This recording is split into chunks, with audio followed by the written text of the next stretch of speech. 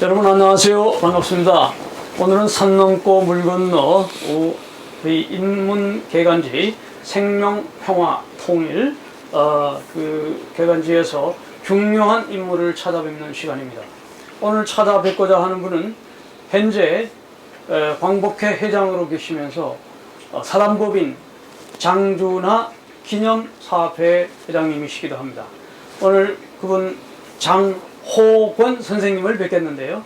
이 자리에 함께 해주셔서 너무나 감사합니다. 예, 반갑습니다. 감사합니다. 네, 예. 우리 시청자에게 간단한 인사 하나 좀 해주세요. 안녕하세요. 네, 광복회 회장을 맡고 있고 또 장준하 선생님 기념사업회를 좀 맡고 있는 장호건입니다. 만나고 해서 반갑습니다. 네, 귀한 시간 내주셔서 감사하고요. 현재 우리 장호건 선생님은 장준하 선생님의 아드님 장남이시고요. 근래에 민족, 국가와 나라고 하는 회고록을 쓰셨습니다. 이 책을 보시면 장준하 선생님과 또 그 일대기 그리고 근세사의 격동치는 이런 현장에서 민주투사로서 어떻게 살았는지, 심지어 항일 투쟁 독립투사로서 어떻게 삶을 살았는지, 그리고 그의 자녀와 가족의 그 비애, 그러한 고난, 이런 것들이 잘 스며 있는 책입니다. 한번 시청자 여러분들께서도 이 책을 참고해 주시길 바라고요. 서두에 먼저 또 법정 스님께서 이렇게 장준하 이런 책을 편집을 하셨습니다. 그 심지에 다시 불길 이런 제목, 법정 스님께서 편집을 하셨는데요. 그 책 머리에 아주 중요한 내용을 말하고 있어서 제가 한번 읽어드릴까 합니다. 이 내용 보면은 장준하 선생님의 그 사상을 압축해서 요약한 글을 여기에 실었어요. 그래서 읽어보면 나의 사상, 주의, 지위, 재산, 명예가 진실로 민족 통일의 보탬이 되지 않는 분단 체제로부터 누리고 있는 것이라면 우리는 이를 과감하게 희생시키지 않으면 안 된다. 이 위대한 자기 희생 없이는 통일은 결코 실현되지 않을 것이다. 이런 말을 이제 실으면서 돌아가신 법정 스님께서도 이렇게 많은 인사들의 글을 편집해서 이 책을 냈습니다. 여전히 장준하 돌아가셨지만 의문의 사로 풀리지 않는 그 죽음 속에서 우리가 다시 그 뜻을 되살려야 할 중요한 시점에 와 있지 않나, 이런 생각을 해봅니다. 그러면서 동시에 그분의 친구이가 절친인 문익한 목사님, 그분께서 시를 하나 써주셨는데 이 앞부분을 또 잠시 언급하는 것이 아주 중요한 것 같습니다. 문익한 방북을 하신 통일 목사 문익한의 그 사상과 장준하의 그 선생님의 그 절친한 그 역사는 너무나 잘 알고 계시죠. 오늘 이 자리에 김영덕 씨알순례 대장님도 와 계시는데, 이분도 문익한 통일운동과 민중신학이라는 주제를 가지고 얼마 전에 한신대학에서 석사 논문을 받은 적이 있습니다.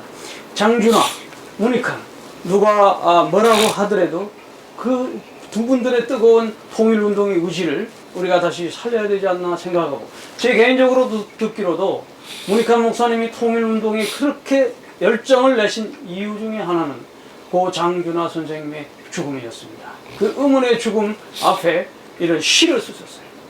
산중고호나, 산 속에 외로운 혼, 이렇게 불러드리면서 첫 마디가 이렇게 나갑니다.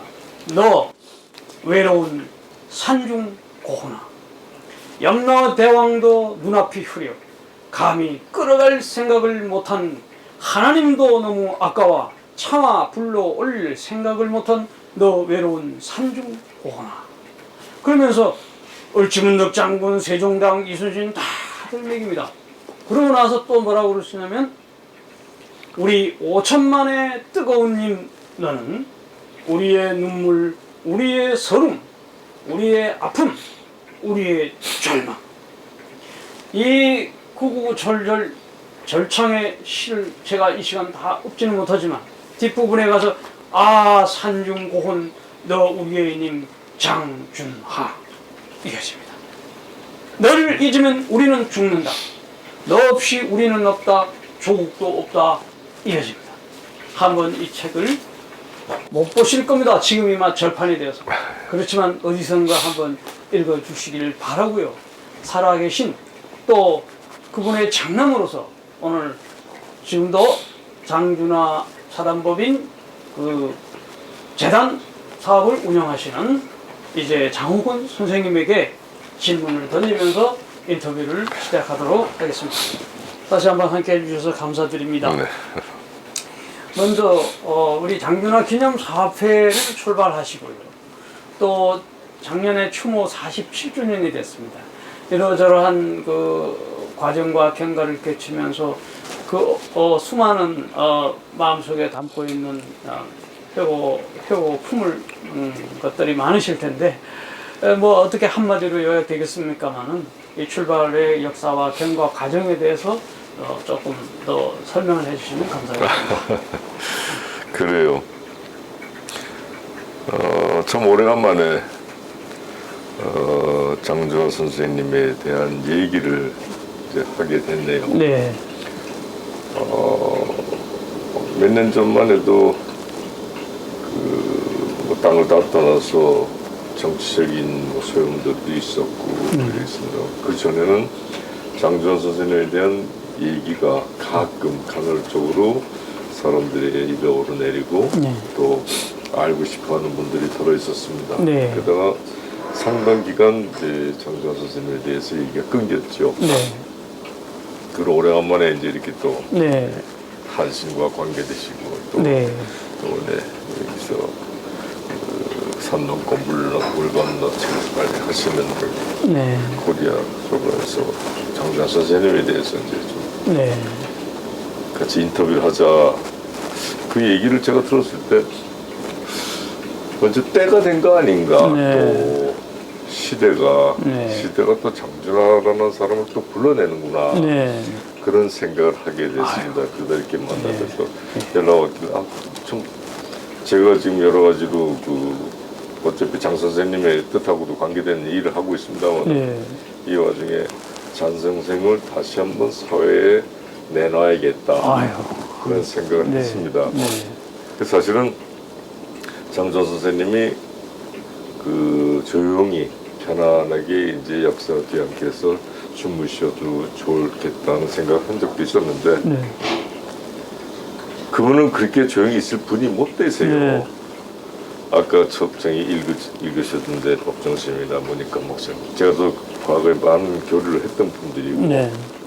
그 책 내는 것도 제가 또 들다 봤던 사람 네. 중에 하나라서 장준하는 이 나라 이 민족이 평화 통일이 되고 국민이 완전 자주 독립하에서 살아가는 그때 네.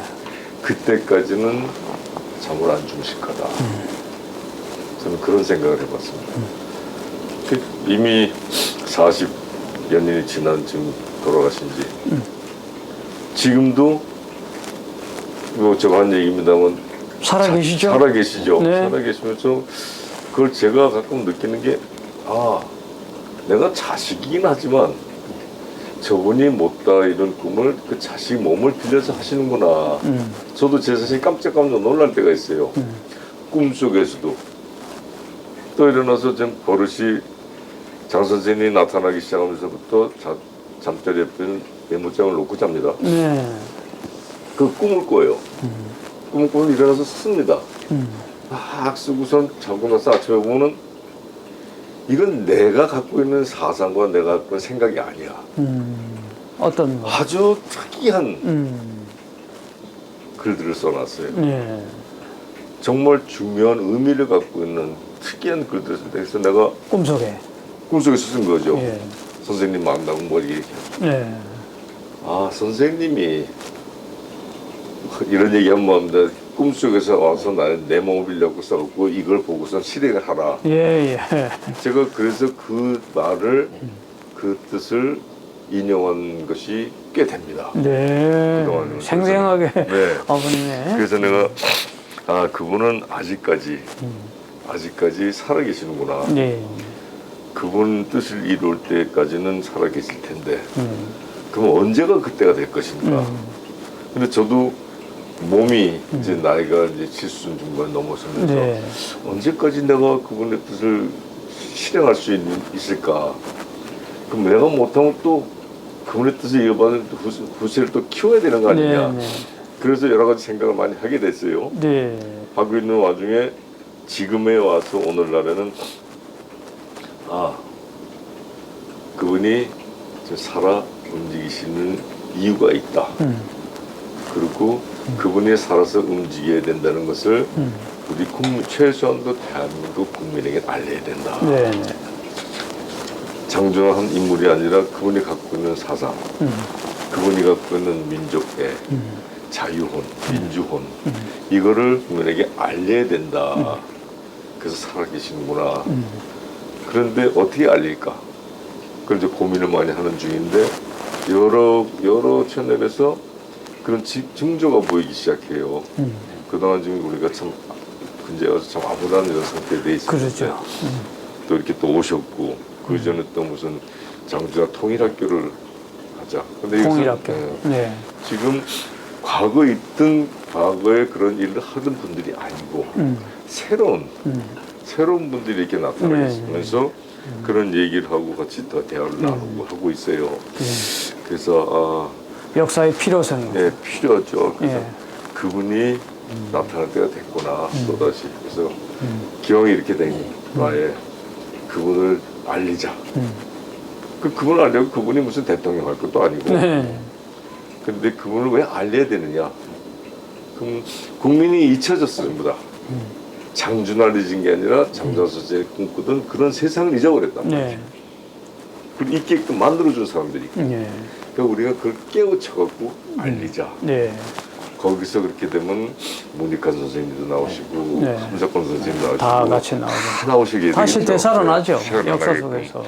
그 어제 저녁에는 이거 관계없이 새벽에 저기서 새벽 3시에는 꼭 일어나는데 그래서 책을 좀 이렇게 보다 보니까 시국선언이라는 거에 대해서 제가 여러 개 봤어요. 좀. 네. 요즘 시국선언도 한다고 네. 함수용 신부님. 네, 요번에 함재영 신부님, 이부영 이부영 씨, 선생님. 뭐 이렇게 해서 시국선언인데 그분들이 이제 원로시들이죠. 네. 원로분들이 시국선언을 낸 걸 제가 문을 이렇게 봤습니다. 그래서 마음이 급하고 지금 세상이 이렇게 되고 있으니까 나름대로 했는데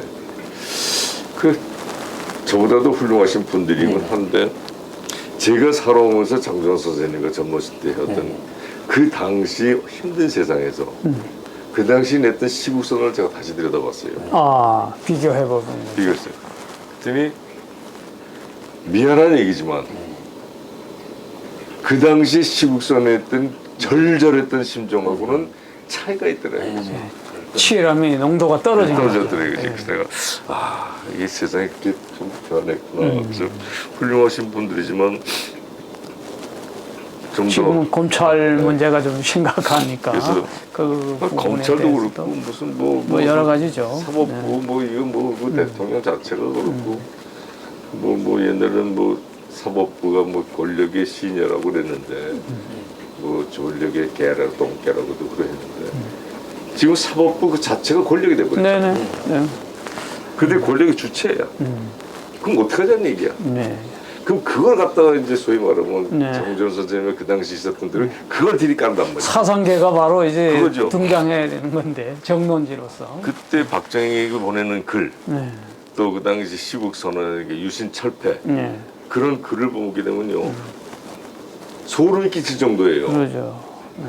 근데 그때 지금 원로들이 살아계시, 그때는 젊으신 분들이었지만 그러면 어떻게 보게 되면 그때보다 더 심각한 그 국민의 민족의 좀그 정말 힘든 그런 상황이 지금 도래되고 있고 남북 문제는 뭐 절로 갔고 민족 문제 절로 갔고 민주주의도 절로 가고 싸움 안 하는 것 같이 옛날에는 뭐 중앙정부가 끌어가서 또들 팼다 그러지만 이건 또들은 패는 정도가 아니고 이게 말살이야 이제는 그런 정도로 오는데도 그 정도밖에 못하는가 미안한 얘기죠. 이제 그래서 이제 비교를 하면서 싸움을 지독히 해야 되겠구나. 그 싸움이란 투쟁이란 말을 자꾸 쓰면 안 되겠지만 이거는 장주환 선생님과 그분들이 살아있었으면 이 정도가 건 아니에요. 예.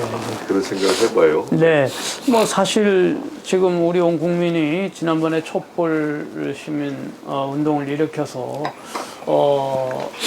과거에 박근혜 정권 탄핵도 하고 문재인 정부 들어서고 또 180석 의석을 확보하고 하면서 기대도 가졌지만 이 민주화가 이번에 또 제대로 이루어지지 못하고 거꾸로 가는 그런 아픔을 겪으면서 이럴수록 우리 장균화 선생님의 정론 집필했던 사상계의 문제라든가 이런 것들이 되살아나야 할 것 같은데 1918년생으로서 네.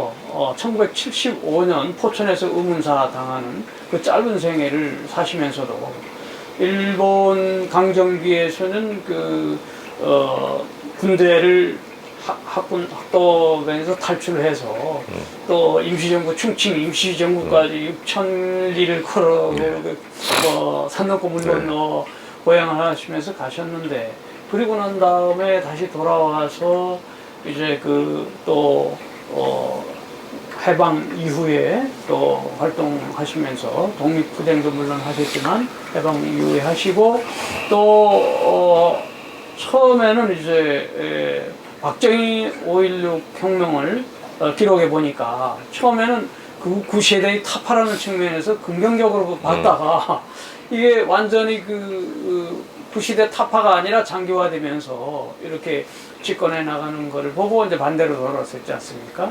그 박정희와의 정치적 라이벌 관계 속에서 수많은 박해를 받으시고 끝내 포천에서 의문사를 당하시기까지 그 아픔이 있는데 그 장남으로서 어떻게 그 과정을 지켜보면서 심지어 의문사의 문제를 해결하려다가 기록해 보니까 백견 선생님 댁에 갔다가 나오는 사이에 보안사에 의해서 4명에 의해서 턱배까지 부러지시고 아픔을 굉장히 겪으셨는데 그 실존의 현장에 또 자녀로서 느꼈던 그 과거의 부분들을 한번 좀 수리해 주시면 어떨까요? 뭐 거기에 대해서는 그래요.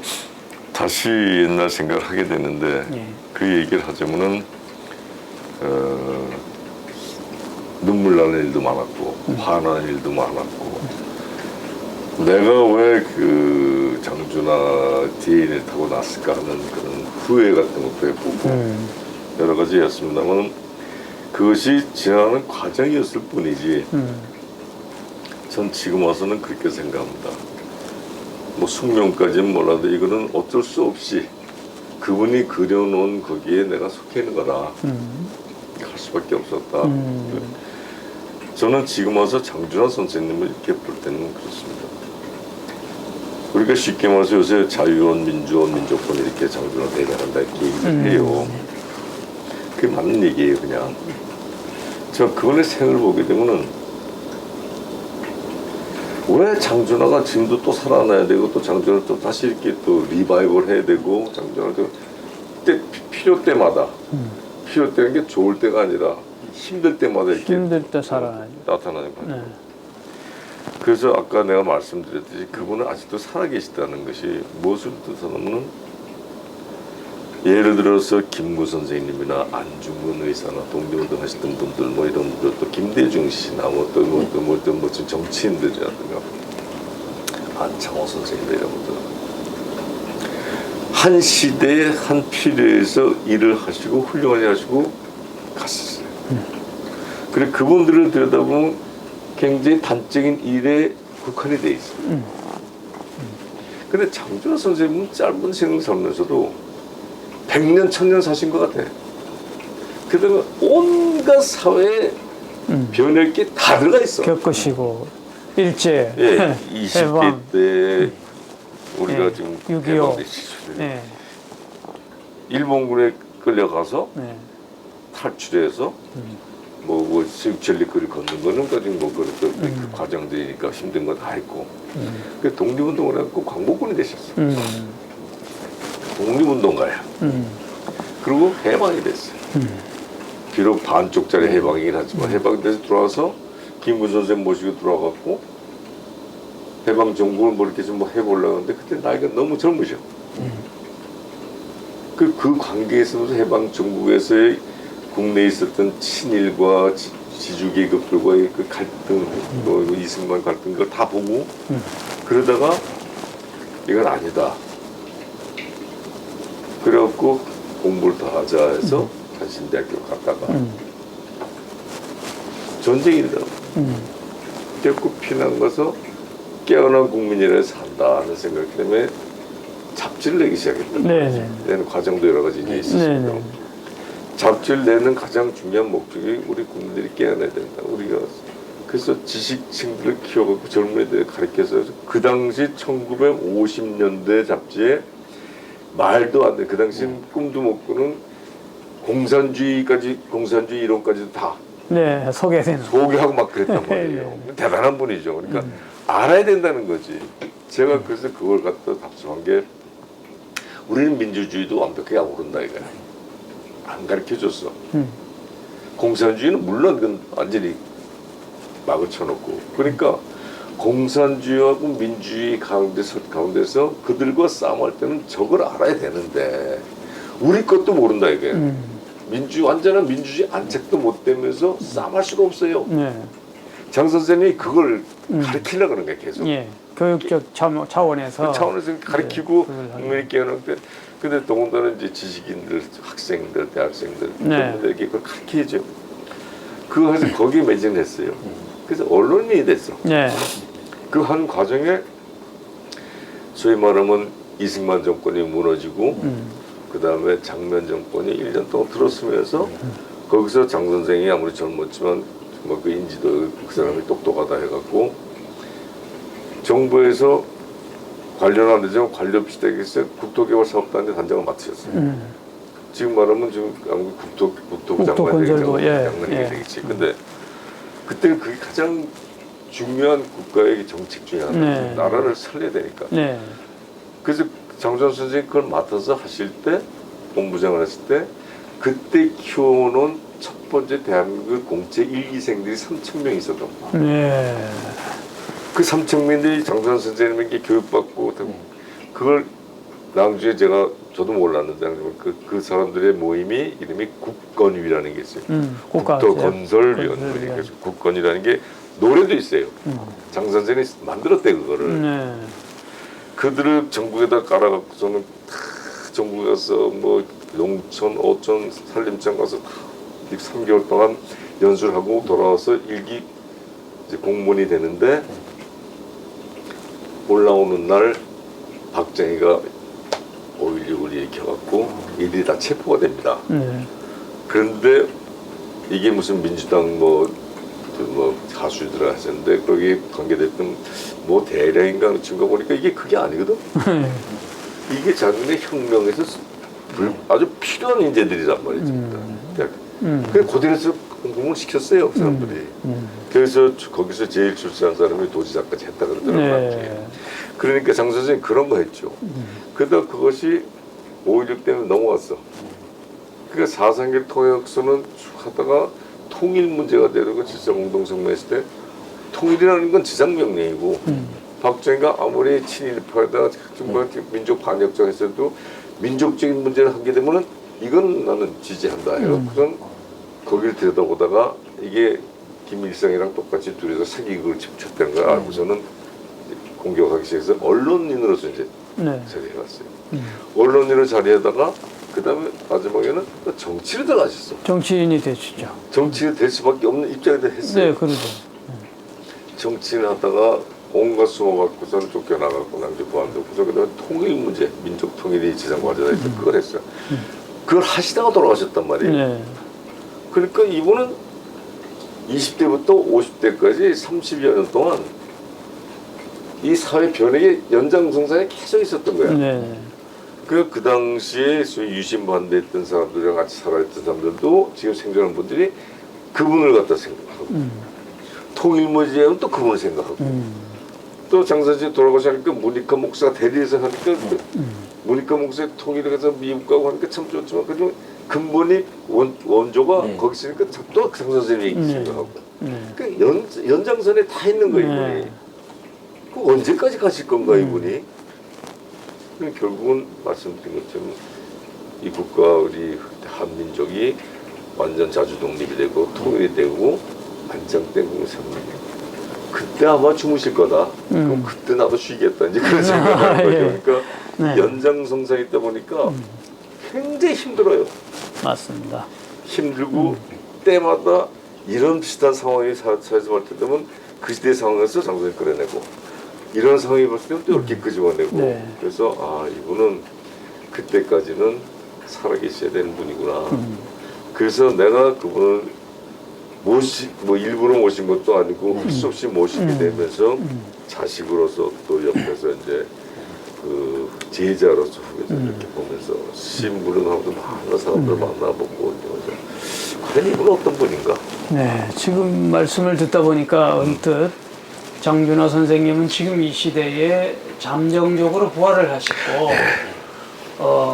영원한 부활이 또 아마 있을 텐데 그 2차적인 영원한 부활은 우리 선생님께서도 강호건 선생님도 같이 영원한 안식과 부활을 경험하는 평화로운 나라가 될 거라고 생각하면서 저 갑자기 예수 생각이 나는데요. 예수 또한 그 시대의 부활과 민중의 부활과 민족의 부활과 또 이런 모든 로마의 권력의 탄압에 백성들의 이스라엘 백성들의 부활을 꿈꾸었고 그런 차원에서 부활을 선제적으로 보여주기도 했지만 여전히 압박과 2000년간 지금 그러고 있죠. 흘러가고 있죠.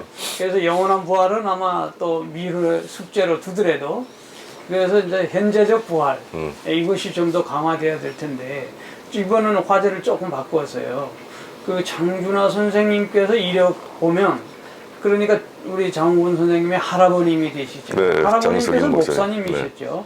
그래서 그 장준하 선생님께서 평양 숭실 거기에 신학을 해서 목사가 되고자 하다가 뭐 1년 은퇴하고 아버님이 신성된 중학교가 교목으로 계시니까 옮겼다가 여의치 않아서 신사참배 숭실 폐교 때문에 거부 폐교 때문에 그래서 일본으로 가셨잖아요. 그래서 도요대학에서 이제 철학을 하셨다가 다시 또 일본 신학교로 가셨어요. 그래서 이제 신학을 공부하셨는데 역시 그 신학의 줄을 계속 읽고 갖고 계시다가 이제 학도병으로 이제 결국 탈출하면서 가셨는데 다시 돌아와서 한신대학에서 또 졸업을 하신. 그러니까 신학과 철학이 그리고 언론인과 정치인으로 가셨지만 이것이 계속 있었던 영향사도 아마 아버님 영향도 있겠지만 그리고 한신대학이라는 그 또 시대사적 소명이 민중신학을 배태한 거기에 이제 무리칸 목사님도 같이 가지만 이런 그 바운다리 속에서 그 어떤 신학적 가문과 배경과 그 민중과 역사와 해방이라는 그런 관점에서 장훈호건 선생님께서는 어떤 말씀을 주시고 싶은지 아버님이 저렇게 신학을 하시다가 정치가로서 또 일생을 마무리하셨는데 그 점은 전 이렇게 봐요. 장 선생님이 목사님이 안 되신 것이 불행일까 아니면 이 민족에 대해서 다행일까 그거를 또 한번 생각해 본 적이 있었어요. 지금 잘 안 알려져 있지만 뭐 한신에서는 좀 알 수 있습니다만은 장 선생님이 그렇게 투쟁하고 싸움하시면서 두 가지 큰 그 일을 하시고 계시는데 하나는 소위 말하는 정치적인 거, 현실적인 문제, 현실적인 문제를 이제 해결하기 위해서 한길회라는 걸 만드셨어요. 그 당시 한길회. 거기에는 유창순 씨도 있고 유창순이라고 총리했던 박정희가 다 끄집어 갔죠. 그 다음에 오제도라는 그 검사도 있었어요. 오제도가 지금 남노당 구라치하고 아주 유명한 검사죠. 그때 거기에 그 한길에 있던 분들이 기업가도 있었는데 내가 알기로는 한 20여 명이 한길에가 있었어요. 그거를 정기적으로 만나셨어. 그걸 왜 만나셨냐면은 처음에 20대 때 들어와서 너무 젊은 나이에 해방되고 들어가다 보니까 김우 선생님 보필하는데 장 선생님이 김우 선생님이 장 선생님 보고 장 목사 그랬거든요. 고칭을 장 목사라고 했어요. 그 젊은 나이에 저는 김구 선생이 들어오자마자 대국민 이 발표를 그 문안을 장 선생이 써드린 거예요. 이게 싹 다 이제 지워주고 위정자들은 다 없애버렸죠. 하여튼 그렇게 그분이 그런 일을 하셨단 말이죠. 그래서 이렇게 보면서 한기를 만들고 또 한편으로는 뭘 했냐면은 지금 말씀드린 한신이라는 목회자들 이런 복음 동지회라는 게 있습니다. 들어보셨는지 몰라요. 복음 동지회라는 거는 문익환 목사님 주칙을 세우고 수유리에 있을 때 저도 그 어렸을 때 자주 찾아왔는데 목회자님들이 모임이에요.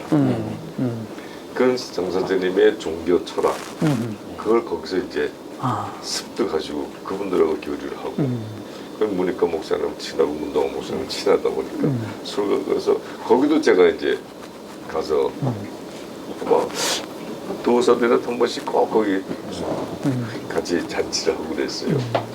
그래서 그분은 그 두 가지를 꼭 갖고 가셨더라고요. 그러니까 현실적인 거하고 근데 현실적인데 이 종교하고 이 철학의 문제에 대해서 희생과 봉사 이런 거를 몸에 갖고 살고 계시다 보니까 현실적으로 싸면 되지 부족한 게 많아. 현실이라는 건 냉정한 거 아니에요? 그렇죠. 네, 맞습니다. 근데 그 냉정을 못 하는 거야. 그래서 거기서 실수가 들어 있었다 해서 그렇게 오셨고 그 두 가지를 갖고 사신 분이고 그리고 제가 지금 이렇게 본다면 아까 그 정체적으로 이렇게 설명했지만 그 속에서 장 선생님이 많은 갈등을 했구나. 많은 갈등을 하셨어요. 그래서 돌베개라는 게 나오지 않습니까? 네. 돌베개 야곱이 네, 또 뭐 야곱이 돌베개 자고장.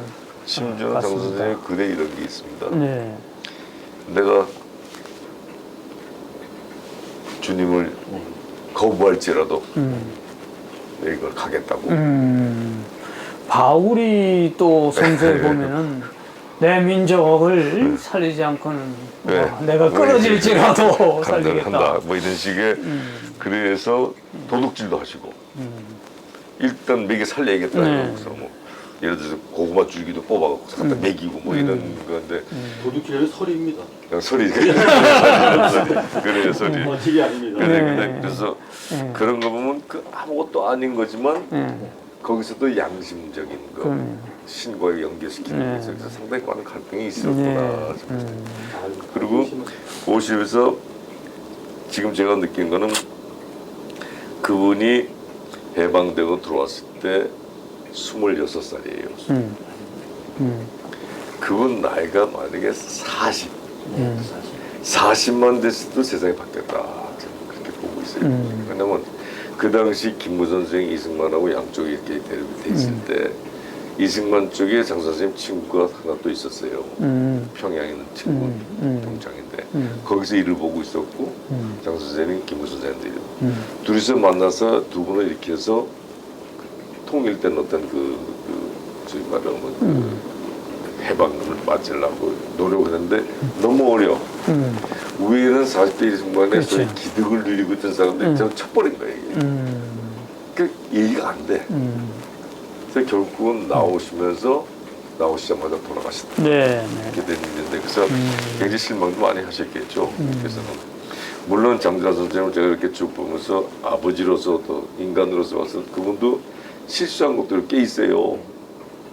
제일 큰 실수가 결혼한 게 제일 큰 실수지. 예. 그런 분은 그런 사고를 갖고 계신 분은 가정을 가지면 안 돼. 미안한 얘기지만. 그럼 나 같은 사람도 고생 안 하겠네. 예수처럼 그냥 혼자 이렇게 있으셔야 되는 건데. 살아야 되는데. 그렇게 되셔서 가정을 고생을 시키고. 그래서 그게 가장 큰 실수였고, 네. 실수였고. 두 번째는 이 종교적인 어떤 측면하고 현실에서 가운데서 갈등을 겪으면서 그거를 융화시킨 거. 그러면서 그걸 융화시키기 위해서는 뭐가 필요했냐면은 혼자 갈 수가 없잖아요. 그렇죠. 예수님도 혼자니까 여유로웠잖아. 네. 혼자 할 수가 없어. 근데 혼자밖에 없어. 왜냐? 이건 좀 다른 얘기입니다. 패가 없어. 왜냐? 아. 외톨이야. 이북서 내려왔기 때문에. 그러네요. 네. 그러니까 여기는 이남에 있으면은 제가 나이 먹으면서 그걸 많이 느꼈는데 저도 마찬가지 그런 걸 느꼈는데 소도 부빌 언덕이 세지 그러잖아요. 그분이 그렇게 특색하고 모든 걸 다 사람들하고 하는데도 필요한 사회적 필요한 건 사람들이 다 모여서 하고 그 다음에 어떤 것이 제도권이 되고 기득권이 되게 되면 싹 빼. 자기네 패끼리 가는 거예요. 그래서 항상 다 만들어놓고 외톨이가 되시고 굉장히 외로웠겠다. 제가 그걸 느끼는 거예요. 현재 와서. 조던주도 고향이 없고 패가 없으니까 패라는 게 뭔가 뭐 벌써 친인척이라든가 네. 주변에 그 우리 동네라든가 이런 게 없으니까 비빌 언덕이 비빌 그야말로. 언덕이 없으니까 혼자서 왔다 갔다 하다 보니까 요즘 그래서 저는 요즘도 제 개인적인 일 때문에 그러다가 이제 쉬는 날 같은 명절, 영월 명절에도 산에 가 있었습니다. 혼자 산에 가서 이제 산 꼭대기에 눈보라 속에서 그러고 있어서 생각을 해보면서 야 내가 이렇게 사는 것이 장 선생이 그렇게 산 거구나. 그래서 굉장히 외롭겠다. 예. 그 외로움을 이겨내면서 거기까지 왔을 때 그리고 젊은 나이에 그런 저걸 당했을 때는 그럴 수밖에 없는 현실적인 운명이었고 그러다 보니까 그 못 이룬 거를 해야겠대서 나뿐만이 아니라 우리 사회 전반에다가 많은 걸 심어놨구나. 네. 책도 심어놓고 이거 심어놓고 있다고 해서 아 그분은 그런 분이다. 예. 저는 아마 다시 그 결론을 내자면 이 나라가 그분이 원하는 세상은 그거이니까 딱 완전 자주 독립에 통일된 네. 한반도 그거에 되면 아마 그분은 나도 해방시켜주고 네. 아마 편히 쉬실 거다 네. 그런 생각을 했어요. 일단 말씀. 네. 내후는 2025년 되면 장준하 선생님 돌아가신 지 50년이 네, 됐죠. 50년 되죠. 예. 우리 또 기독교에서는 50년을 희는으로 이렇게 예. 해가지고 그때 50년까지 이렇게 결과물을 좀 이렇게 내놓아야 되는데 지금 장준하 선생님 어떤 정신이 계속 부활하는 게 그 통일에 대한 어떤 이렇게 가장 뜻이 언급되고 또 우리 있는 사람이 거기에 결과물을 또 하나 만들어내가지고 이렇게 그렇죠. 선생님 영전에 또 이렇게 이런 걸 했다고 해야 되는데 거기에 대해서 이제 또 가장 좀 우리 현실적으로 그래도 2년, 2, 3년 만에 좀 그 희는 그때 돌아가신 50년까지 만들 수 있는 걸 좀 한번 뭐 연구해야 돼. 좀 그 아까 통일대학이나 네, 통일학교. 뭐 통일 특구나 이런 거에 대해서 좀 더 자세하게 좀 예. 언급해 주시면. 그거는 그렇습니다. 제가 그 여러 가지 생각한데 장 선생님하고 관계된 일을 이제 마무리 지어야겠다. 제 나름대로 마무리 지어야겠다. 저도 이제 제가 도망 나갔다가 그 장 선생님 돌아오시고 나서 몇 년 후에 제가 75년 돌아오시고 제가 80년, 79년도 그때 제가 외국으로 도망갔거든요. 도망가서 그 가끔 들어왔습니다만 도망가서 제가 거의 25년을 외국에서 살다가 들어왔죠. 그 허송세월을 한 거죠. 그래서 들어와서 보니까 세상은 다 변했고 그럼 내가 마무리 지어야겠다 해서 장 선생님 묘를 옮기고 몇 번을 이렇게 하면서 심효설이라는 걸 제가 해봤죠. 가장 추운 1월 달에 파주의 그 인진강바람 때문에 천막을 산수옆에다 치고서 거기서 심효설인데 그때 이제 냉병을 다 알았는데 아침에 밥을 해서 조반을 만들어갖고 오려다가 산수 갖다 놓고 뭐 드리고 또 내려와서 또 저녁 때 드리고 거기서 잠시 책을 읽고 그러면서 장 선생님과 대화를 많이 나눴어요. 나누면서 어떻게 될까? 난 참 부족하게 한두 끝도 없는 사람인데 그래서 지시하신 대로 하겠소. 난 하겠습니다. 뭘 원하십니까? 아직도 그걸 대답은 완전히 다 찾지는 못했어요. 근데 비슷하게 지금 가고 있는 거지. 생각인데 선생님 부활시키고 하는 거. 그래서 장 선생님한테 그분이 뜻하고 그분이 이제 편히 쉬시게 만드는 거는 지금 말씀하신 대로 뭐를 만들어야 돼요. 그건 저는 그렇게 생각해요. 그것이 정치적인 안정 뭐 이런 거는 네. 그건 아주 아무것도 아니야. 네. 결국은 네. 민족이 통일을 안 되더라도 통일을 당길 수 있는 길을 열어놓는 거. 뭐 대충 정치적으로 길을 여는 게 아니라 그쪽 민족과 민족 같은 민족이 북한 사람들은 우리 남쪽 사람들이 서로 소통을 할 수 있는 정치 지도자끼리는 앞으로 한 40-50년 더 해먹더라도 민중끼리는 서로가 소통할 수 있는 그 길은 좀 만들어놔야 되겠다. 그것만 만들어놔도 선생님한테는 면이 쓰겠다. 그래서 통일학교를 만들고 애들 키워갖고서 이끌 만든다는 게 이제 제 생각이었고요. 아마 조금 전에 말씀하신 대로 50주기가 됐을 때는 앞으로 3년 남았나? 2년 남았죠. 네, 2년 반. 2년 반에 남았죠.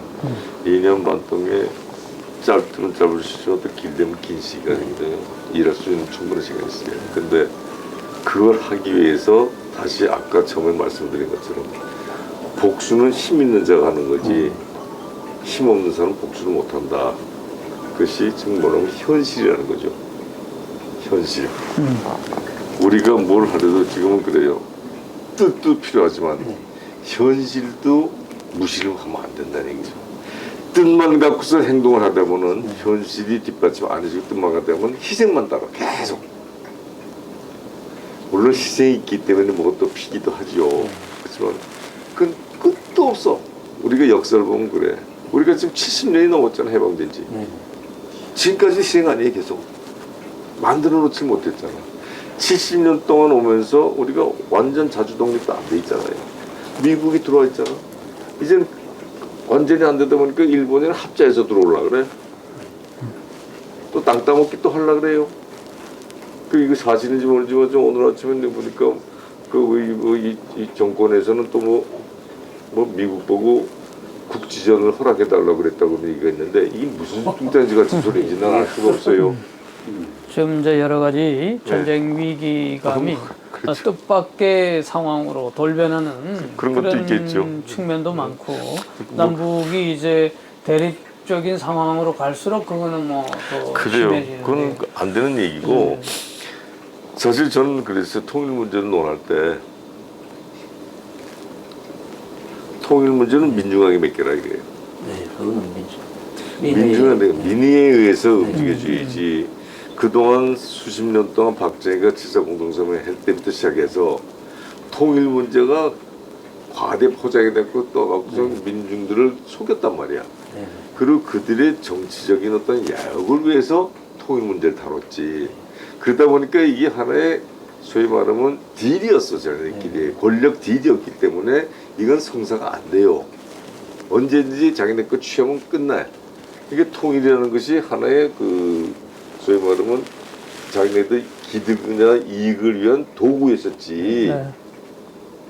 이게 주체주가 아니란 맞습니다. 말이야. 반공 이데올로기 뭐 같은 건데. 그거예요. 그러니까 지금은 우리는 어떻게 해야 되냐면은 민의에 의해서 통일 문제가 다뤄져야지만이 거기서 무슨 이익을 취하려는 게 아니거든. 근데 그걸 못 취하게 하려고 젊은이들에게 통일이 되면 안 된다는 통일 반대로는 자꾸 심어주잖아요. 그 젊은이들은 뭣도 모르고 통일하면 안 된다 이런 식이야. 그걸 설명을 해줘야 되는데 민의에서 해줘야 되고. 자 그러면 전 그래서 지난번에 재작년에 2년 전에 통일 문제에 대해서 저쪽 사람들하고 간접적으로 이렇게 얘기하게 됐습니다. 자기네도 그렇지만 남쪽에서는 소위 기득을 주장하고 기득을 자기네가 갖고 싶어하는 유지하고 싶어하는 그런 세력, 즉 정치 세력이다 이런 세력은 대화하고 싶지가 않다 이거. 이제는 지네들도 잘못이 있지만 대하고 싶지 않다는 거야. 왜냐? 그 요원하거든. 네. 그 말로 요원하도 많이 옛날에 해봤으니까. 돈도 좀 받고 포도 쏴주고 뭐 별짓 다 하고 했는데 그건 딜이지 민족 통일이 아니거든. 그거는 그걸 빌미로 한 딜이었단 말이지. 그럼 누구랑 대화할까? 그 제가 한번 사람 통해서 했더니 이건 자기네 정통성을 갖다가 이제 주장하는 거죠. 좀 변질되게. 민족. 노선이 있죠. 그런데 걔네들은 백두혈통.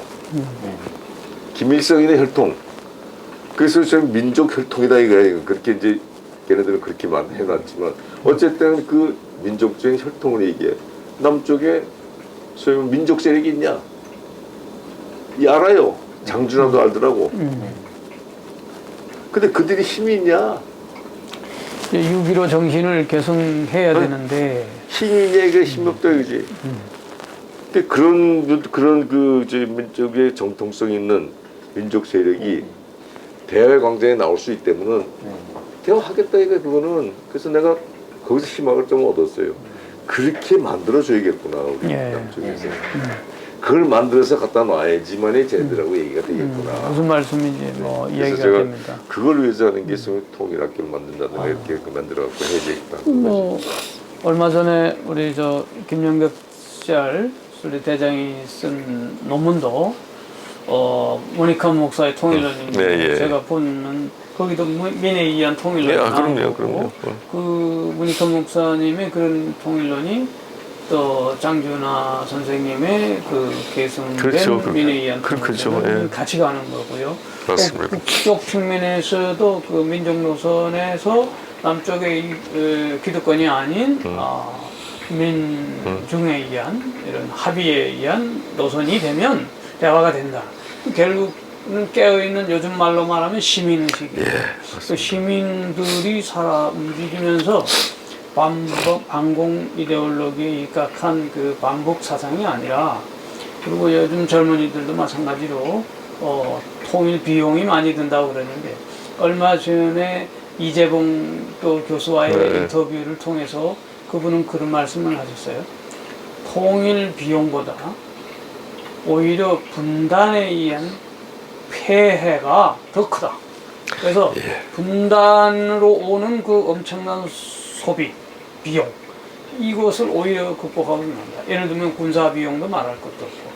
그래서 이제 이재봉 교수님과 지금 미국 가 계시지만 또 와서 또 우리 인터뷰가 제2의 인터뷰가 남아 있는데, 자연스럽게 지금 이어지는 이야기입니다만은 지금 그 가족사적 측면에서 아까 언급한 것 중에 장준하 선생님이 잘못한 게 하나 있잖아요. 뭔가 길을 쫑대들었더니 아이고 장가를 가지 말았으면 한다는 거예요. 그래서 그 이야기 듣고 진짜 예수처럼 차라리 살아야 되는데, 그럼에도 불구하고 그분이 못다한 일을 아드님이 또 이어가야 되니까. 그러니까 그게 잘못된 거죠. 잘못된 것이면서 업이란 말이에요. 업이죠. 업인데 그건 어쩔 수가 없는 것 같아요. 업을 방법이 없죠. 그거는. 그래서 민족, 국가와 나라는 이 책 회계록에도 잠시 언급한 것 같은데요. 여러 가지 이야기가 있지만 그 중에 베트남의 사건, 그러니까 해군으로 들어가지고 베트남에 어디 월남 파병된 거죠. 이게 통일하러 가야 되는데 베트남 그 우리 인민들 죽이러 간 거 아닌가요? 그 사건, 그 외딴 섬에 뭐 유배되고 뭐 이상한 살아남은 얘기들 하나 있을 텐데. 그거는 그랬어요. 지금 와서 이렇게 보면요. 그분이 나를 왜 월남에 보냈느냐. 그는 소위 말하는 통일이라든가 이런 거 거기에 존재하고 연결시킨 게 아니고 결국 우리 민중에게 그 바른 길을 보여주겠다. 그것이 노블리지 뭐 이게 식으로 그 당시 월남 파병을 장 선생이 제일 반대했죠. 박정희한테 우리 젊은이 피를 팔아먹는다고 그렇게 됐지만, 그래서 심지어는 국회에서 나면 그때 국회에 계실 때요. 국회 국방부가위에요. 국방부가에서 그 광화문에 국회의사당 있을 때 그래서 서로 끈을 묶고 거기에 끈 묶선 못 잡아가게. 그러고 또 월남 반대 이걸 하고 국회의원들이 했단 말이에요. 그래서 3-4명이 서로 이거 묶어갖고 그러고 그렇게 할 정도였는데 통과가 됐잖아요. 통과되니까 악법도 법이다. 그러면서 하신 게 통과되니까 웬만한 소위 말하면 고위 관료들, 장차관 물론이고 자제들 다 이제 올라가는 건 이제 좀 뺐는데요. 그러니까 나를 갖다 보낸 거예요. 그때 내 참 운이 좋게도 군대에 있었으니까. 근데 해군이니까 괜찮은 줄 알았다. 해군이니까 뭐 올라오면 가라는데 내가 뭐 올라오면 왜 갑니까? 너 제가 다 죽는 데는데. 그래서 저를 보냈어요. 그 갔다가 이제 1년 동안 제가 고생을 하고 해군인데도 월남에 가서 해군은 수송선으로 수송해주고 와야 되는데 월남에 가서 날 내려놓고 배는 가버리고 그러니까 이 섬에 어떤 섬에 그래서 내가 죽으라는 얘기. 월남에서 주월사를 찾아가서 주월사령부를 제가 3박 4일에 걸쳐서 찾아갑니다. 제가 찾아가서 올라가니까 주월사령부에서 네가 여기 왜 왔느냐 이렇게 된 거지. 그 거기서 기다리다가 한 몇 주 기다리다가 네가 타고 온 배가 나트랑인데 와 있으니까 그로 가라. 그게 사이공에서부터 나트랑까지 가는 길이가 서울서 포항이에요. 그때 군복을 입었어요? 사복을? 군복이죠. 아유 언제 어떻게 당연히 모르지. 죽을지 그때는 또 해군은 이 팔각 모자 쓰고 다녔거든요. 이렇게 해병대처럼 구천투복을 사복도 없고 혼자 떨어뜨렸는데 뭐가 있습니까 그냥. 사이공에는 탄소음도 공항에 갔었는데 다행히 영어를 좀 내가 좀 해갖고 미군 그 수송기 그리고 우리 동아배 비행기라고 그러는데 배 이렇게 이렇게 열리는 건데 지사실 같은 걸 타고서는 얻어 타고 나트랑을 갔는데 나트랑에 가보니까 배가 없어요. 내 배가 배가 없어요. 갔어요 벌써 어디 딴 데로. 그래갖고서 얘 큰일 났다 했더니 미군 애들이 날 보고선 여기서 한 차로 한 1시간 반 가면 고지위에 그 화이트 홀스 백마부대가 있으니까 그걸 데려다 주게 돼 한국군이니까. 그래서 날 거기 데려다 줬어요. 근데 미안하게도 날 데려다 주고 오다가 이 사람들이 죽었어. 야. 참 미안한데. 거기 올라가서 한 달 동안 있는데 백마부대에서는 이거 팔굽 모자 쓴 사람이 하나가 왔는데 이거 뭐 계급장도 없고 무슨 특수임무 뛴 줄 알고서는 그냥 내버려 둔 거예요. 나 배우기를 기다리고 있는데 그러다가 야간 공습을 정기군한테 받았어요. 월남 정기군한테. 그 백마부대 가서 박살이 났어. 고지에서. 그때 내가 이제 대포에 좀 맞아 날아갔어요. 나는데 뭐 큰 상처는 아니고 폭풍이 날아갔다가 실려갖고 와서 동탁으로 하는데 와서 십자성 부대에서 이제 입원하고 있었죠. 그게 11개월이야. 이리 다니고 저리 다니고 저리 다니고 저리 다니고. 그 11개월 동안 있다가 내가 가야겠다. 도저히 뭐 돈도 안 주고 아무것도 안 주고 뭐. 그래서 육군 군의관을 살살 제가 보살 먹고 나 해군인데 여기 있을 적 없지 않냐 보내주라. 그래서는 어차피 후송 왔으니까 이거 써갖고선 오는데 오는 와중에 뭐 여러 가지 얘기가 많습니다만 필리핀 클라크 공군기지에 들려서 한 달 동안 거기서 치료들 다 받고 그 우리나라 군인들이 자친군들이 귀국할 때 필리핀 클라크 공군기지에 가서 한 달 동안 치료를 받습니다. 미군들은 그리고 돌려보내. 그래서 내가 영어 좀 하니까 또 그 미군 그 군인들이 군의관들이 통역 좀 해달라고 해서 한 달을 더 있었어요 또. 그때 날 보고 그때 내가 애국심이라는 걸 하나 좀 느낀 게 있어요. 미국 가지 않겠냐고. 한국은 아직도 이런 나라다. 젊은 애들 팔아먹고 아직 후진국이니까 넌 영어 좀 할 줄 아니까 내가 좀 친하니까 미국으로 보내주겠대. 그때 이 미국 놈들이 우리를 이렇게 취급하고 있구나. 그래서 가. 그래서 내가 좀 왔죠. 와서 한국에 도착해서 대구 동천병원에서 한 100여 명이 시신하고 이런 다 왔는데 그들이 막 나간다 보니까 해군이 하나 있단 말이야 이게. 근데 멀쩡하거든. 그 해군 본부대를 여기서 해군이 하나가 날아왔는데 이거 어떻게 된 거냐. 그러니까 비상이 걸렸죠 이게. 그렇지. 나는 행방부 있는 사람인데. 떨어뜨렸는데. 그래서 거기서 고비행기 도로 태워갖고 김포로 왔어요. 김포에서 대방동 통합병원에 갔더니 그날 저녁 때 내 신혼 보니까 이게 장주나 이게 국방분과위원 아들이란 말이에요. 그게 밤중에 별자리들이 들이닥치는데 난 멀쩡한데 거기서 또 한 번 내 인생관이 바뀌는데요. 장 선생님이랑 국회의원들이 이제 국방부까지 왔어요. 그래도 국회의원 동료 아들이 월남서 후송 왔다니까 이게 뭐 어디 잘못됐나 보다 해서 왔는데 멀쩡하거든. 뭐 이거를 잘라지고 왔는 줄 알았는데 그 장 선생님이랑 그들이 쭉 들어지는데 내가 이렇게 그러니까 보고서는 군의관이 설명을 못해. 조금 부상돼서 뭐 전투는 뭐 할 수 없고 해군이니까 그냥 좀 후종으로 왔다고. 저한테 거짓말 말 한마디도 안 건네. 딱 보고 딱 돌아서 그냥 가버리더라고. 왜 왔냐 이거 왜 사러 왔냐 이거 얘기를 도대체. 그냥 배로 왔다 갔다 물었는데 떨어져 있으면 올려면 후송돼서 뭐 날아가고 와야 되는데 막말로. 그때 내가 처음 장 선생님에 대해서 이제 야속도 했지만 나중에 저게 자존심이구나. 네. 명예구나. 그걸 내가 배우게 됐죠. 그 원래는 이게 그거예요. 그 말씀 들다 보니까 역시 우리 정훈 선생님은 이 천명, 네, 하늘의 그래요. 명을 타고났다. 그러니까 이제 뭐 7,000명을 지나서 70 넘으셔서 종심서역 불리고 네, 그 단계 가셨는데 하여간 사명은 여전히 남아있고요. 그런 것 같습니다. 그 27년, 25년 어떤 게는 뭐 27년 해외 망명 생활을 통해서 오히려 또 더 많은 일들을 해야 할 일들을 경험 속에서 하게 된 것. 공자도 뭐 13년간 유세를 거쳐서 마지막에 그랬다 그러지. 학당을 짓고 제자들이 이제 뭐 수천 명 늘어났듯이 장준하의 통일학당. 예, 그게 꿈을 이루시길 제일인 것 같아요. 바라고. 제가 무슨 정치를 예. 할 것도 아니고 이제 근데 좀 그 하고 싶은 생각도 없고 네.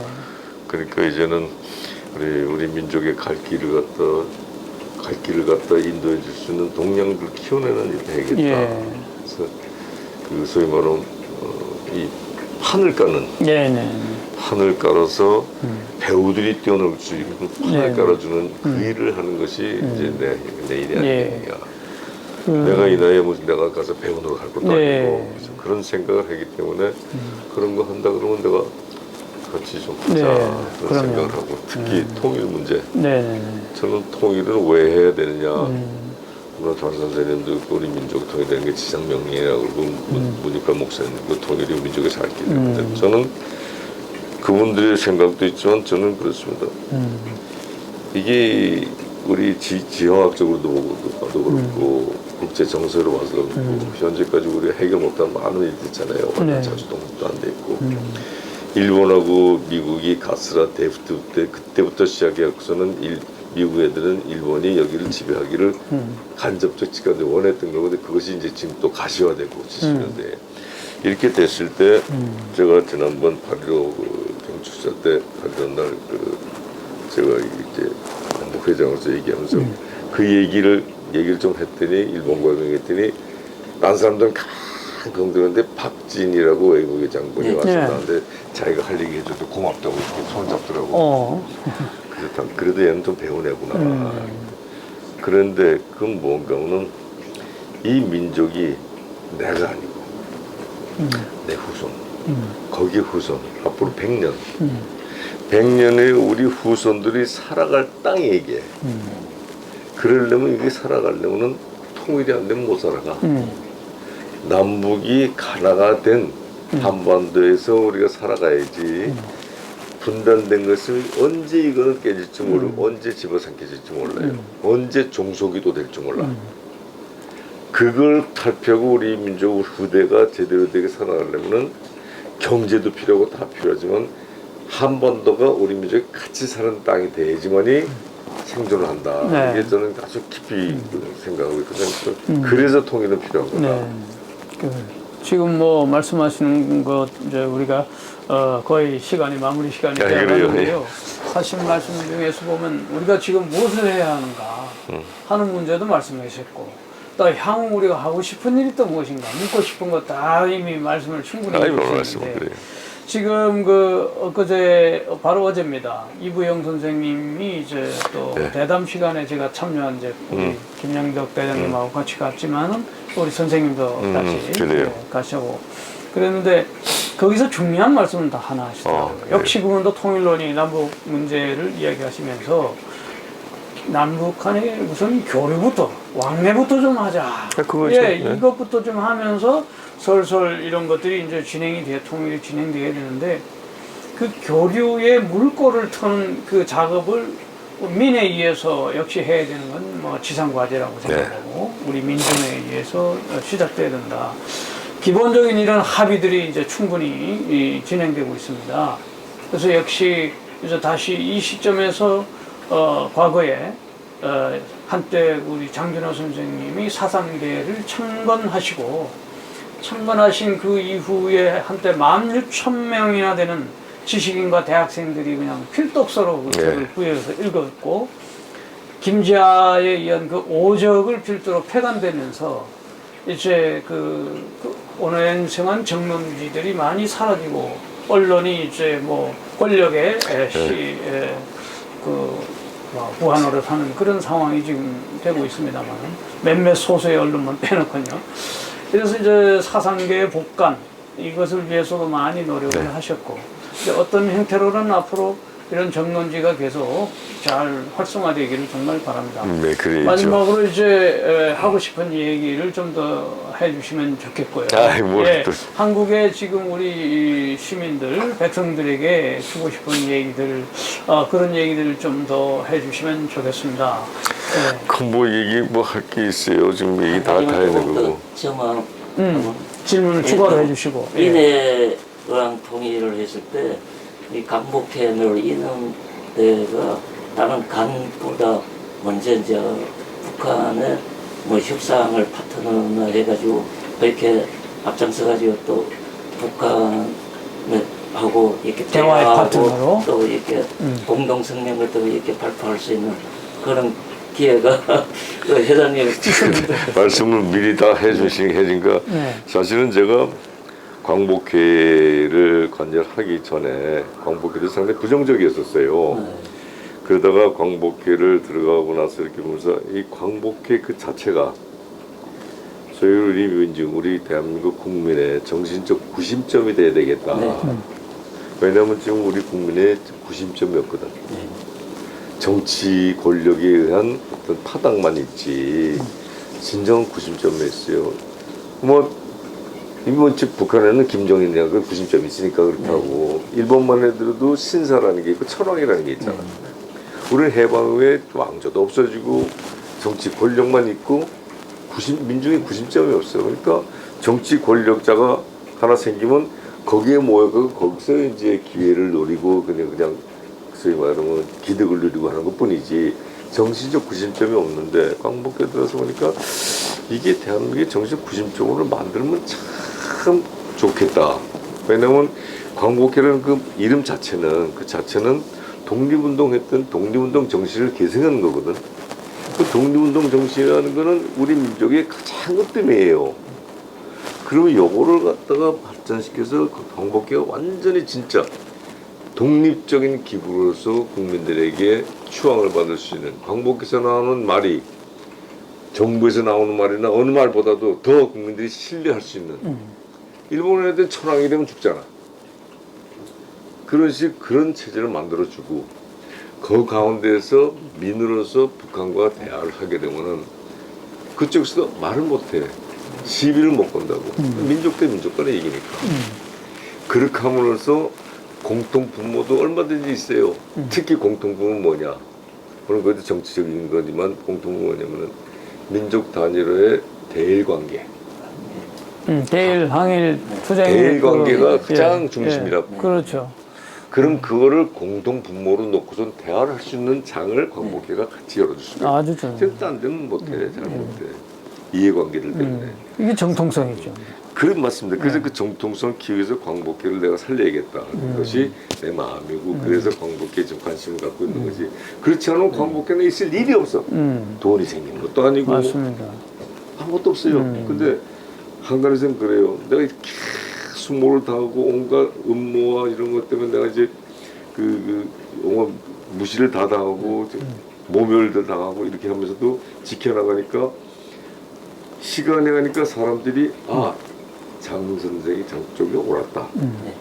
이들은 자기네들의 권력과 자기네의 기득과 그 체제를 유지하기 위해서 그걸 뺏기는 게 싫어갖고서 이게 날 내쫓으려고 하는 것이다 하는 것이 이제 거의 드러나기 시작했어요, 사람들에게. 심지어는 제가 이렇게 법적으로 이렇게 되니까 나를 구명한다고 광복회원이 정규회원이 8,000명인데 8,000명이 정규회원이에요. 거기에 1,200명이 탄원서를 냈다니까. 1,200명이 직접 그걸 탄원서를 냈어요. 그것까지도 안 되더라고. 아니 8,000명이 1,200명이 탄원서를 내갖고 구명 이거 잘못됐다고 했는데도 안 되더라고. 즉 힘이 딸려. 그래서 그 대신에 사람들이 많이 변했어요 이제는. 그래서 저렇게 변해가는데 그와 마찬가지로 다시 한번 광복회가 정신적 구심점으로 자리 안착하고 올바른 사람들이 해주고 하게 되면 그러면 정치권에도 상관없어요 이거는. 그리고 정치권에서는요 지금 말한 것처럼 민중끼리 그럼 우리가 정치인들이 민중끼리 한번 해봐라 하더라도 뒤에 정치권에서 손을 대고 있으면요 이건 순수하지가 순수하지가 않아. 그러면 정치권은 제가 그래서 원하는 게 뭔가 하면 정치를 하는 사람들 중에 민족에 대한 고민을 할 줄 아는 사람, 정말 고민을 하고 민족 통일에 대해 정말 고민을 하고 고민과 고민을 하는 사람이 지도자가 돼야 되겠다. 역사 의식이 그렇죠. 그러니까 역사에 정말 이 민족에 대한 고민을 할 줄 아는 사람. 장준하 선생 정도 안 되더라도 카리스마도 있고 권력도 하지만 진짜 민족의 통일에서 고민을 하는 사람. 그런 사람이 돼갖고 그래 이거는 해결책이 이거다. 광복회나 민중에서 한번 그쪽이랑 얘기를 좀 하고 터보시오. 나는 나라 살림하고 이거 할 테니까 그 정도의 배포가 있고 고민하는 지도자가 있으면 좋겠다. 제2의 문익환 목사가 또 나타나야 되고 제2의 장준하 선생님이 나타나야 되고 그렇게 예, 되죠. 이 함석헌 선생님이 또 나타나야 돼요. 거듭 이 네. 부활을 촉구하는 그래서 현장입니다. 그분들이 나타나고 네. 그 다음에 그분들이 나타나면서 배우면서 정치 지도자들이 정치 리더들이 정말 고민을 하고 네. 민족을 생각하는 지도자가 나와서 그분들에게 그분들은 욕심이 없으니까 민중들이 나뭐 같이 살때 미래 우리 후손들이 살잖아. 그래, 내 새끼가 좀 살아야겠다. 이런 정도로 해놓으면 좋겠다. 예. 오늘 뭐 특별히 또 하고 싶은 말씀 참관하신 선생님으로서 있으시나요? 하고 싶은 아니, 말. 장원 회장님을 뭐 수년 지켜보면서 네. 진짜 고민을 많이 하세요. 예. 나라를 위해서. 네네네. 제가 그런 분을 뭐 본 적이 거의 없을 정도로 지금 우리나라는 나라를 고민하는 사람을 만나기 어려운 세상이다. 네. 이런 안타까움이 있지 않습니까? 네. 네. 우리 장원 회장님은 고민을 함께 고민을 많이 하시는 사람이라는 걸 제가 예. 저거 네. 간증하는 바입니다. 아유, 고맙습니다. 제가 고민 안 하는 날이 아마 그렇습니다. 정말 아까도 물고가 좀 터지는 날 새벽 같아요. 3시에 일어나셔가지고 네. 복귀를 하시고 아까 꿈속에서도 네, 장준하 복귀하시고 선생님의 오늘 이 나라를 어떻게 가야 되나를 네. 매일매일 고민하시기 때문에 네. 그 고민의 그 뭐 또 굉장히 인곳한 뭐가 있을 거예요. 네네. 회장님만의 네, 그런 것들은 좀 많이 우리들이 좀 뿌려놓고 가셔야 되니까. 아니 이제 다들 하셔야지 뭐. 네. 박한식 교수님도 통일대학을 만드는 목표라고 개성이나 네. DMZ에 음. 통일대학을 만들어야 좋죠. 예. 남한의 이 의식 있는 젊은이들이 전문적인 통일 교육을 사상을 가져야 되고 북한에 있는 또 그 의식과 교류할 수 있는 물꼬를 틀 수 있는 제일 좋은 방법이 개성의 통일대학을 만들거나 아니면 DMZ라도 만들자 그 하는 안에다가. 것이 이 박한식 교수님의 만나 그 주장입니다. 예. 그리고 이분의 주장은 안보에서 평화로라고 하는 책을 제가 가져오지는 않았습니다만 이 책의 주장을 제가 교정을 본 사람으로서 변증법적 통일론이에요. 그래서 북한의 사회주의와 남쪽의 자유민주주의가 각각의 나름대로 장점이 있는데 단점을 줄이고 장점을 서로 살려서 그치. 그걸 우리가 이뤄나가자. 그것도 역시 이분도 민의 이해한 통일하고 같습니다. 훌륭한 생각들이. 네, 이런 주장들을 안보에서 평화로라는 책도 그렇고 이런 그 뜻 있는 지사들이 모이는데요? 함께, 예, 이제 모이는데요. 아마 모이고 있습니다. 네. 그런 뜻이 그래요. 모이고 있고 고맙습니다. 또 이제 광복회라고 하는 우리 장호건 선생님의 빛을 다시 보는 거 아니겠어요? 1945년 광복뿐 아니라 새로운 정말 또, 우리 예. 민족 전반적인 빛을 다시 회복하는 그런 날이 속히 오기를 바라고 또 성서에 보면 믿음은 바라는 것들이 실상이요 보지 못하는 것이 증거니라 이런 말이 있어요. 예. 그런 믿음을 우리가 확실히 가지고 알겠습니다. 정말 하루하루 네. 같이 고민하면서 진일보하면 바로 여기가 사단법인 장주나 재단 이사장 사무실인데요. 이곳이 바로 그러한 다시 광복을 찾는 알겠습니다. 꿈의 소재 장소가 되었으면 좋겠습니다. 감사합니다. 예, 감사합니다. 예, 예. 네. 됐습니다.